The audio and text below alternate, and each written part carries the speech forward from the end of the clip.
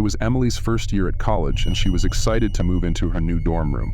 Her roommate Sarah seemed nice enough, but there was something off about the room itself. The air felt heavy, and a strange coldness seemed to seep through the walls. "Doesn't it feel strange in here?" Emily asked one night. Sarah shrugged it off. "It's an old building, probably just drafts." But Emily couldn't shake the feeling that they weren't alone. At night, she would hear faint whispers, like someone trying to communicate from beyond. But when she asked Sarah, she denied hearing anything. One night, Emily woke up to the sound of someone crying softly. She thought it was Sarah and got up to check on her. But to her surprise, Sarah was sound asleep. The crying continued, growing louder, as if it was right next to her ear. "Sarah, wake up," Emily whispered, shaking her roommate. Sarah woke up irritated. "What is it, Emily?" But before Emily could answer, the crying stopped abruptly. The room was eerily silent, except for their own breathing. "You heard it too, right?" Emily asked. Sarah nodded, her face pale. "We need to get out of here." The next day, Emily and Sarah visited the college archives to learn more about their dorm. The librarian, an elderly woman, hesitated before revealing the truth. "That room, it's haunted," she whispered. She told them about a student named Alice who had lived in that room decades ago. Alice had been bullied relentlessly and eventually took her own life in that very room. Since then, strange occurrences had been reported by every student who stayed there. "But why us?" Sarah asked, her voice trembling. The librarian shook her head. "The spirit, it chooses whom to reveal itself to." After learning about Alice, the haunting in their room intensified. Emily began seeing a shadowy figure standing at the foot of her bed at night, its eyes glowing with a sad, desperate light. The whispers grew louder, and objects in the room would move on their own. One night, Emily woke up to find herself unable to move, a heavy pressure on her chest. She could feel cold hands around her neck, squeezing tightly. She tried to scream, but no sound came out. Sarah turned on the light, and just like that, the presence vanished. They knew they had to leave. Desperate, Emily and Sarah sought help from a local paranormal investigator. The investigator, a middle-aged man with years of experience, immediately sensed the presence in their room. "This spirit is restless," he said. "It seeks closure." He suggested they perform a cleansing ritual and speak to Alice's spirit, offering her peace. That night, the girls followed his instructions, lighting candles and reciting prayers. They spoke to Alice, telling her that it was time to move on, to find peace. The air in the room seemed to grow lighter, and for the first time in weeks, the room felt warm. The night after the cleansing, Emily had a dream. In it, she saw Alice, no longer the shadowy figure, but a young girl with sad eyes. "Thank you," Alice whispered before fading away into the light. When Emily woke up, she felt a sense of calm she hadn't experienced since moving into the dorm. The strange occurrences stopped, and the room returned to normal. Emily and Sarah stayed for the rest of the semester without any more incidents, but they would never forget the time they shared their room with a lost soul, finally at peace. Emily and Sarah couldn't believe the nightmare was finally over. The room felt different, almost peaceful, as if the air itself was lighter. They continued their studies without any further disturbances, but they never forgot what had happened. They kept the ritual items in a small box under their bed, a reminder of the spirit they had helped. Occasionally, they would hear stories from other students about strange happenings in the dorm, but they knew Alice was no longer the source. They had given her the closure she needed, and in return, she had left them in peace. Years later, Emily would often reflect on her time in that dorm room. She kept in touch with Sarah, and they would sometimes talk about the experience, wondering if it had all been real. But deep down, they both knew the truth. They had encountered something beyond this world, something that most people would never believe. It had changed them, made them more aware of the unseen forces that exist around us. And though it had been terrifying, it had also been a lesson in compassion, in understanding that even in death, some souls just need a little help to find peace. Lisa was a dedicated student, always staying late at the campus library to finish her assignments. The library was an old Gothic building with tall, narrow windows and shelves that reached up to the ceiling. It was the perfect place to study, quiet, isolated, and full of knowledge. But one night, as she was poring over her textbooks, she noticed something strange. A book fell off the shelf, seemingly on its own. Lisa picked it up, thinking nothing of it, and placed it back. But as she returned to her seat, she felt a cold breeze brush past her, sending shivers down her spine. As the nights went on, Lisa began to notice a pattern. Every time she stayed late, she would see a shadowy figure out of the corner of her eye, moving between the shelves. At first, she thought it was another student, but when she tried to approach, the figure would disappear. One night, she decided to confront it. She followed the shadow, weaving through the labyrinth of bookshelves, until she reached a dead end. There was no one there. "Hello?" she called out, but only her echo responded. Suddenly, the lights flickered, and the temperature in the room dropped sharply. The next day, Lisa spoke to the librarian about her experiences. The librarian, a kind but stern woman, looked at her with concern. "You should be careful staying here late," she said. When Lisa pressed for more information, the librarian hesitated. "There's a reason why the library closes at midnight," she finally said. "Years ago, a student disappeared while studying late at night. Some say her spirit still roams the library, searching for a way out." Lisa felt a chill run down her spine. She had always loved the library, but now, it felt like a prison she couldn't escape.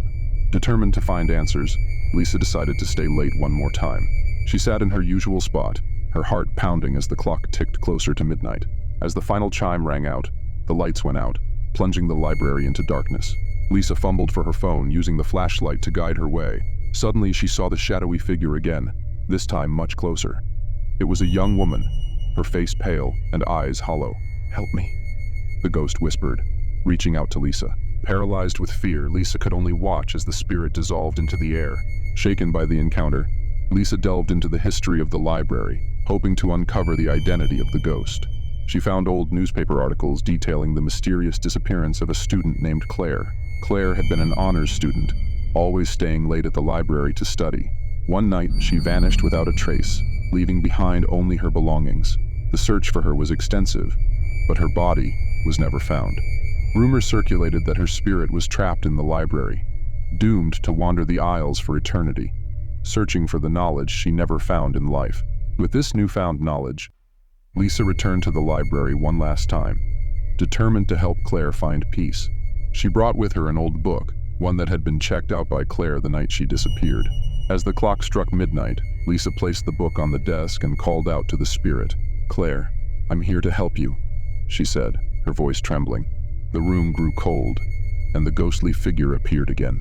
Claire looked at the book, her eyes filling with tears. "Thank you," she whispered before slowly fading away, the library finally returning to silence. After that night, the library felt different. The air was lighter, and the eerie sense of dread that had once filled the space was gone. Lisa continued to study there, but now she felt at ease, knowing that Claire had finally found peace. She told no one about her encounter, but the librarian seemed to know. "Thank you," the librarian said one day, her voice soft. Lisa simply nodded, knowing that she had done the right thing. The library remained her sanctuary, but now it was a place of peace, a place where the past had finally been laid to rest. Years later, Lisa became a librarian herself, working in that same old library. She dedicated her life to preserving its history, ensuring that no other student would suffer the same fate as Claire.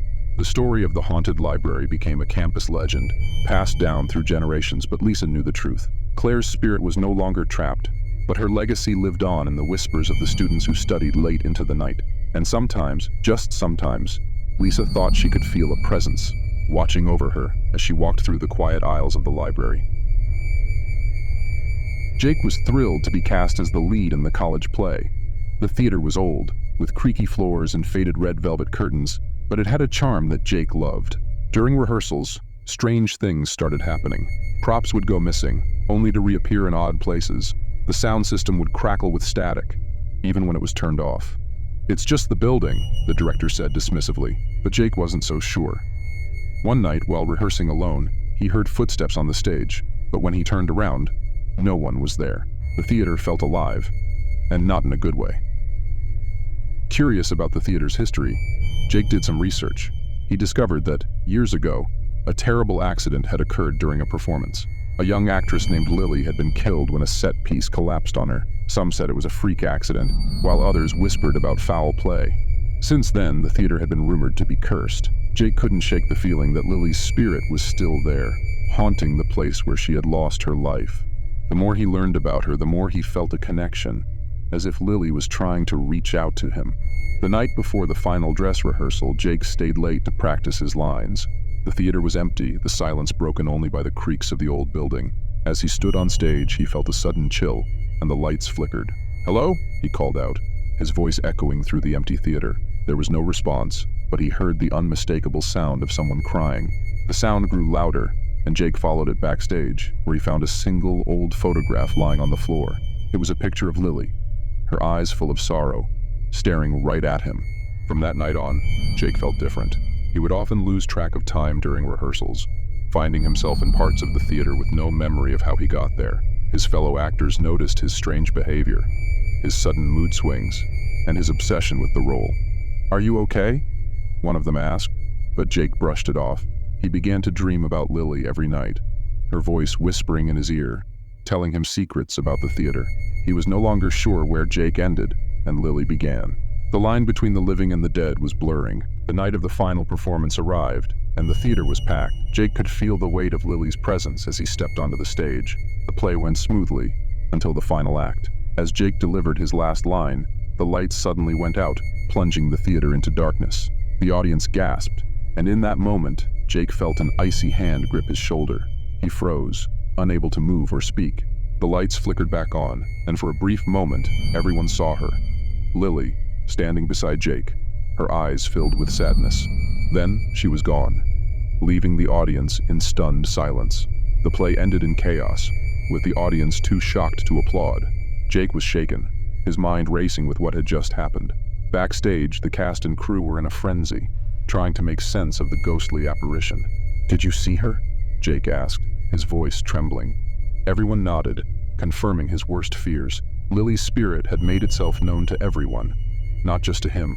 The theater was closed for the rest of the semester, the administration claiming it needed repairs. But Jake knew the truth. Lily's spirit was still there, and she wasn't going to leave until she got what she wanted. Jake couldn't rest until he found a way to help Lily move on. He returned to the theater one last time, bringing with him a bouquet of lilies, her favorite flower. He placed them on the stage and called out to her, "Lily, I'm here to help you. Please, find peace." The air grew cold, and for a moment, Jake felt her presence beside him. Then, as quickly as it had come, the feeling disappeared. The lights flickered one last time, and Jake knew she was gone. The theater felt empty, almost too quiet, but Jake felt a sense of relief. The theater reopened the following year, and the story of Lily became a campus legend.